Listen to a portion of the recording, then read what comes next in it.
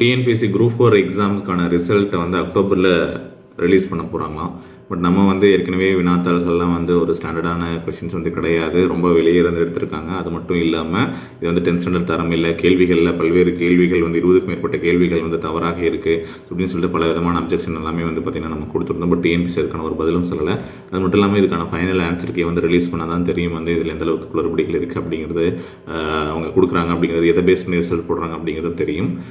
இதுக்கான அப்டேட்ஸ் வந்து டிஎன்பிஎஸ்சியோட வெப்சைட்லையோ டிஎன்பிஎஸ்சியோ எவ்வளோ சீக்கிரம் கொடுப்பாங்க அப்படின்னு பார்க்கலாம். ஒரு பக்கம் நம்ம எக்ஸாம்ஸ்க்கான அப்டேட்ஸ் வந்து நம்ம கேட்டுட்ருக்கோம். பட் அதுக்கான எந்த பதிலுமே வந்து டிஎன்பிஎஸ்சி கொடுக்கல. ஸோ எல்லாருமே அரசியல் கட்சி தலைவர்களாக இருக்கட்டும், நம்ம எல்லா அகாடமிஸாக இருக்கட்டும், யூடியூப்பில் இருக்கிறவங்களாக இருக்கட்டும், எல்லாருமே வந்து பார்த்திங்கன்னா கொஸ்டின் வந்து ரைஸ் பண்ணியிருக்காங்க.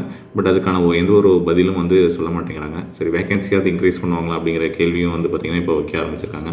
ஸோ வேகன்சிஸ் இன்க்ரீஸ் பண்ணுறதுக்கானது வந்து கவர்மெண்ட் ஏதாச்சும் ஸ்டெப்ஸ் எடுத்து அப்டேட் பண்ணுவாங்களா அப்படிங்கிறது எதுவுமே தெரியல. நம்ம ஆஸ்பிரண்ட்ஸ் நம்ம ஒரு எக்ஸ்பெக்டேஷன் இருக்கும். பட் அது எதுவுமே கண்டுக்காமல் டிஎன்பிஎஸ்சி அவங்களோட ப்ராசஸை வந்து ஃபாலோ பண்ணிகிட்ருக்காங்க. அடுத்தடுத்த ப்ராசஸ் என்ன பண்ணணுமோ அதை மட்டும் பண்ணிகிட்ருக்காங்க. யார் சொல்கிறதுன்னு கேட்குறதுக்கு அவங்க ரெடியாக இல்லை அப்படிங்கிறது மட்டும் தான் தெரியுது. ஸோ அக்டோபர் மாதம் ரிசல்ட் வெளியாகும் அப்படிங்கிற மாதிரி கொடுத்துருக்காங்க.